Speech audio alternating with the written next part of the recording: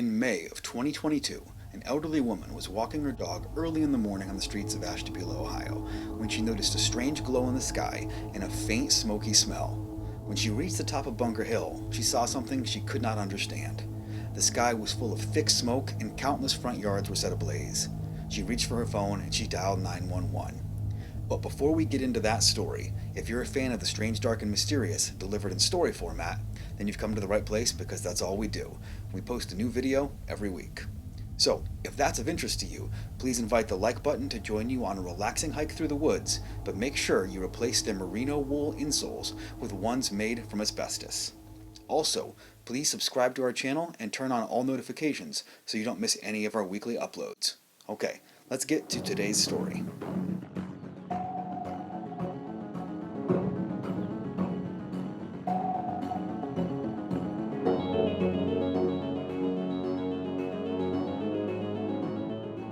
In September 1998, little Charlie, his dad, and his three sisters were searching the local shops to find the perfect gift for his mother's birthday. They'd already found a beautiful bouquet of flowers and some special dark chocolate almond M&Ms that his mom loved. The three sisters, Sarah, Leah, and Rachel, were getting cranky and tired, and his dad, Chuck, was ready to take them home. But little Charlie begged for just one more store. He was looking for the perfect gift, and after lots of whining from little Charlie, Dad relented and agreed to go to just one more store. So they pulled into the parking lot of Big Lots, where his mom, Carla, worked. Little Charlie didn't realize that his gift wouldn't be a surprise if they bought it while his mom was working, but he was so excited that Chuck just let him go ahead anyway. Little Charlie ran into the store and found his mom restocking the shelves. She bent down and lovingly hugged her son. Carla asked, "What are you guys doing here?" And at that moment, Chucky realized the flaw in his plan and panicked. He didn't want to spoil the surprise. He also didn't want to lie to his mom, so instead he just ran to another aisle to search for his gift. He searched up and down every aisle until finally he found the perfect gift. On a shelf, all by itself, he saw a mug with the words "Best Mom Ever" on the front. It was the only one they had, and that made sense to little Charlie because he had the world's best mom. He didn't even mind that the handle was chipped, and no amount of persuasion from his dad would change his mind. This mug was perfect. Little Charlie sneaked up to the register, reached into his pocket, pulled out a mess of change, half-chewed gum, and a few dollars. He had just enough. That evening, when Carla arrived home, she was tired, but she knew the kids were eager to share their gifts. She noticed the beautiful flowers on the table and the bag of chocolates, and Carla made sure to hug each child and thank them for being so thoughtful. Little Charlie dropped his present onto the table in front of Carla. Charlie was 10 years old, but it looked like a 5-year-old had wrapped the gift. Carla smiled and opened it. She thanked Charlie for the sweet gift and pretended not to notice the chip in the handle. Over the years, Carla would use the Best Mom Ever mug almost every day for hot chocolate or coffee. And even as an adult, now 35 years old, Charlie would feel happy each time he saw his mom using the mug. But one day while at work, all of that would change. Charlie was on his lunch break and decided to scroll through social media when he saw something that shook him to the core. He saw a picture of some influencer using the same mug he'd given his mom. It didn't make any sense to him. He was certain that his mom was the best mom ever and that her mug was unique. So he sent the influencer a message asking, "Where did you get the mug?" He wondered if his mom had maybe lent hers out or if someone had even stolen it from her. The influencer said it was a gift from their daughter, and Charlie knew this was a lie. They must have stolen it from his mom. So he called his mom in a panic and asked her, "Do you have your mug? Please go check right now." And Carla was confused, but she checked the cabinet, and sure enough, the mug was there. Charlie messaged the influencer again, this time saying, "Your mug is a lie. Please destroy it." A few seconds later, the influencer blocked him. Charlie tried to resume life as normal as possible, but the thought of someone else having the same Best Mom Ever mug as his mom ate away at him every day. He would wake during the night in a cold sweat when he would dream of other children stealing his idea for a gift and lying to their moms. He thought, there can be only one world's best mom, and she's mine. And after months of meditation and therapy sessions, Charlie was able to quiet the intrusive thoughts and make peace with the situation. At least until one day, something sent him over the edge. It was May, and Charlie was browsing Amazon for Mother's Day gifts when he saw it. It was the mug he'd given to his mom years ago. And in that instant, all of the meditation and therapy was undone. Charlie knew something had to be done. So he called the distributor, a company called June and Lucy, and he said, "Hey, I'm a driver with UPS, and we just lost a truck in a collision. Can you verify the addresses of all your Best Mom Ever mugs?" And the distributor was confused, but to avoid late shipping and some delays and negative reviews, they gave Charlie the addresses without much of a fight. Charlie drove to a hardware store, and he bought a propane torch and 5 gasoline canisters. He filled the canisters, and then he waited for nightfall to carry out his plan. At 12:05 in the morning, May 8th, 2022, Charlie drove to the first address on the list. He made sure the coast was clear and quickly hopped out of the car. Once he was sure nobody was watching, he poured the gasoline into the front yard, spelling out the words "lies."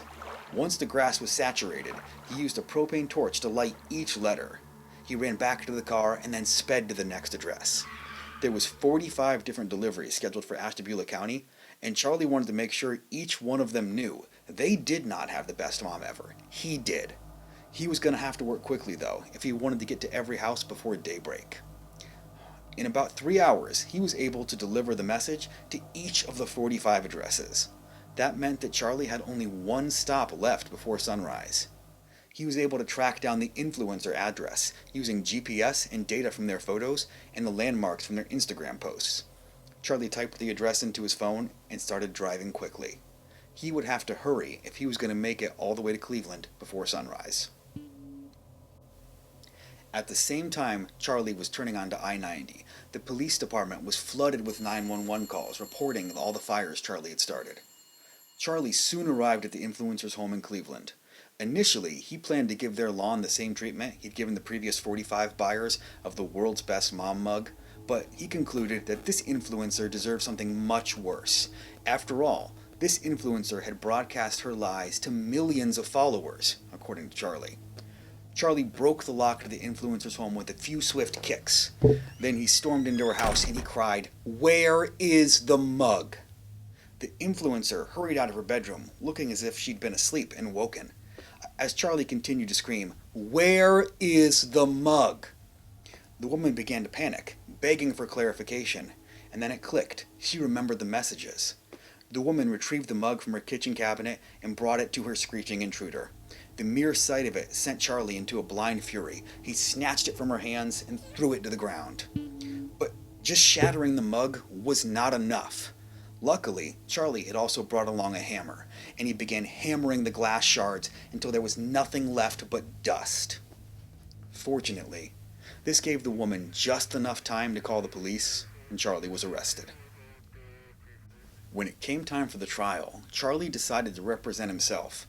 Lawyers were expensive, and on his teacher's salary, he couldn't afford the best legal representation. The judge asked Charlie, "Are you sure about your decision to be your own lawyer?"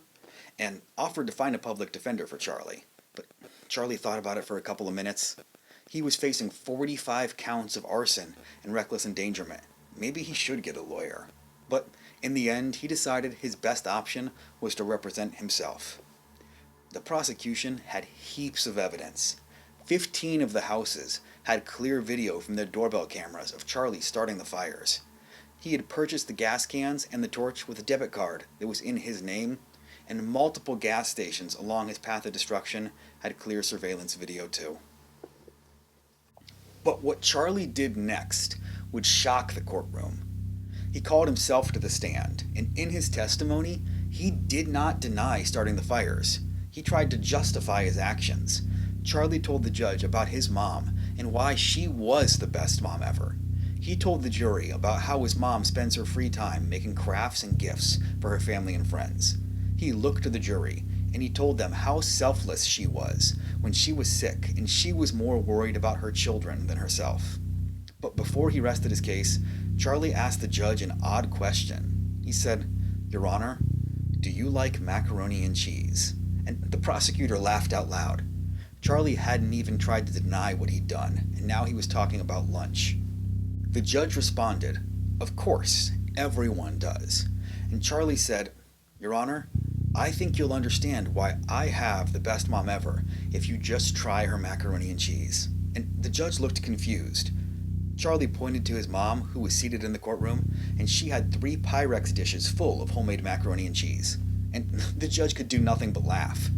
It was almost time for lunch anyway, and he told Charlie, "I will gladly try the mac and cheese, but don't expect this to have any influence on the outcome." Charlie quietly said, "Thank you, Mom. I rest my case." It was up to the jury now. They deliberated for only 30 minutes. There was mountains of evidence against Charlie, and reaching a verdict would be simple. At 1:55 p.m., the bailiff brought the jury back into the courtroom to announce their verdict. "We find the defendant guilty on all 45 counts of arson," and Charlie's face fell into his hands. He'd known what he did was wrong, and all he could do now was wait for his sentence. The courtroom fell silent while the judge sat deep in thought with a perplexed look. The courtroom held its breath as the judge started to speak, and what the judge would say would shock the courtroom. He said, "Initially, I was inclined to give you 10 to 15 years, well within the recommended sentencing, but I've had a change of heart.